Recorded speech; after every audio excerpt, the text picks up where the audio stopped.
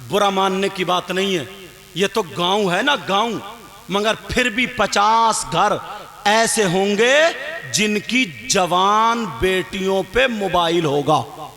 क्या होगा बोलो? जवान बेटियों पे मोबाइल। अल्लाह के बंदो, थोड़ी सी अकल तो रखो। 3 रोटी खा रहे हो, 1.5 तो कम से कम बर्बाद कर रहे हो, तो 1.5 तो फिर भी काम में लाओ। क्यों दिया बेटी को मोबाइल? किससे बात करेगी? कहां बात करेगी? कौन है रिश्तेदार अलग से? तुम तो अब्बा हो ना, तुमसे पूछ रहा हूं मैं।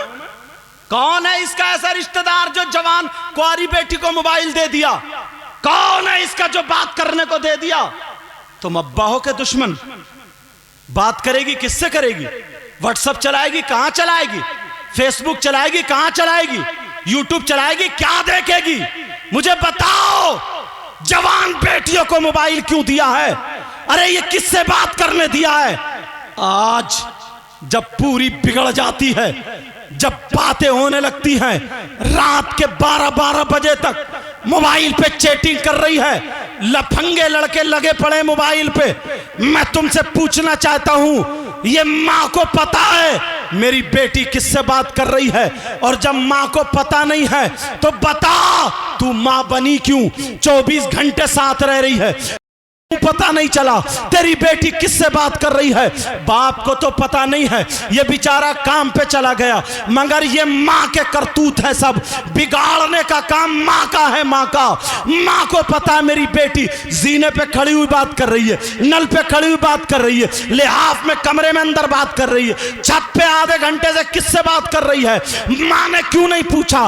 मोबाइल दिया क्यों है? और जब बिल्कुल बिल्कुल बेइज्जती होने के सर पे आ जाती है तो ये माँ अब मगरमच्छ के आंसू निकाल रही है और रोते हुए आती है अब्बा के पास, यानी अपने शौहर के पास। कह रही है पता नहीं मेरी बेटी को क्या हो गया, मेरी बेटी तो बड़ी शरीफ थी, मेरी बेटी तो बड़ी अच्छी थी, लगता किसी ने दिमाग फिरवा दिया, लगता है इस पे जादू हो गया, लगता है इस पे जिन हो गया, लगता है इस पे भूत। कुछ नहीं आया। इस माँ की कमर पे 3 लठ मारो और गिरा दो, बता तेरे कारनामे क्या हुए? इस माँ की कमर पे लठ मारो।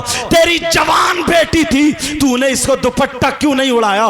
तू शादियों में इसको जो डेकोरेशन बना के लेके जा रही है, तुम्हारे यहाँ शादी होगी, ढकिया वालों सुन लो, थोड़ी बातें कर रही हैं, मुझे बताओ तुम्हारे यहाँ शादी होती होगी, एक लड़की के सर पे अगर दुपट्टा हो तो बता दियो, किसी का दुपट्टा इधर होगा, किसी का जूड़ा इधर होगा, किसी का गला खुला होगा, किसी की आस्तीन फटी होगी, किसी के कपड़े बारीक होंगे, किसी के वो बड़े बड़े शरारे, बड़े बड़े पलाजो, बड़े बड़े दोबरे लपेटे फिर रही हैं। और अम्मा, ये माँ बेटी से ज्यादा जैसे नाचने वाली औरतें मुंह पे लपेटे फिर रही है, नीली पीली लाली लगाए फिर रही है। इस अम्मा से पूछ, अरे तू 40 साल की हो गई, अरे बूढ़ी हो गई बूढ़ी, तेरी बेटी जवान है मगर चोंच तेरी अब भी लाल है, तेरे बालों में अब भी गुम्फे हैं, तेरा जूड़ा अब भी खड़ा है, तेरा मुंह अब भी पुता हुआ है, अब भी पुता हुआ है। अरे बूढ़ी घोड़ी नहीं लगाम। इस माँ से पूछो, ओ माँ,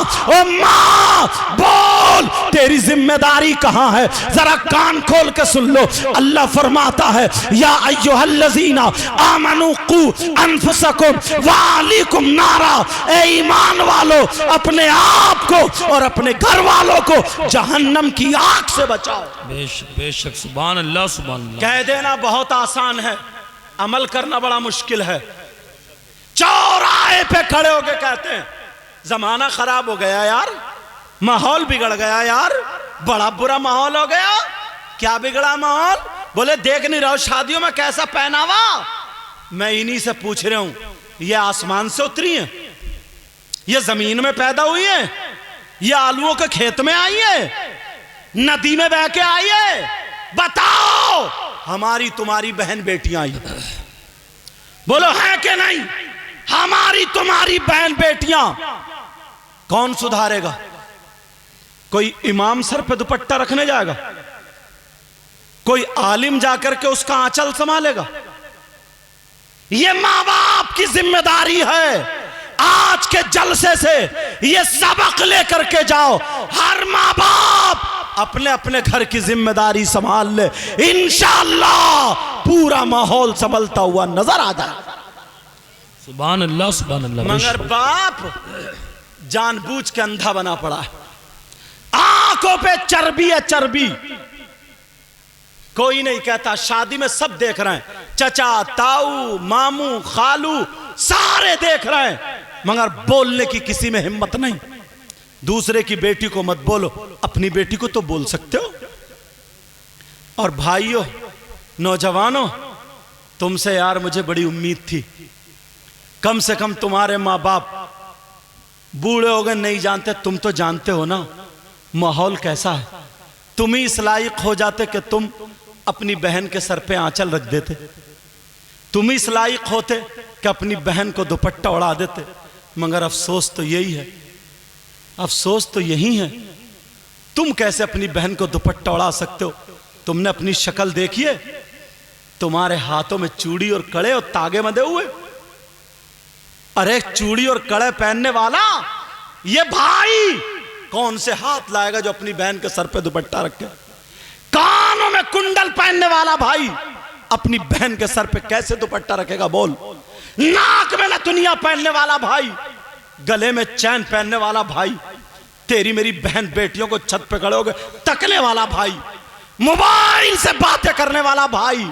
अरे बोल, तेरे यहां शादी होती है, कोई प्रोग्राम होता है, ये बड़े बड़े डीजे रख के घोड़ों की तरह कूले मटकाने वाला भाई, नचकैया है नचकैया, ये नाचने वाला भाई कौन से हाथ लाएगा?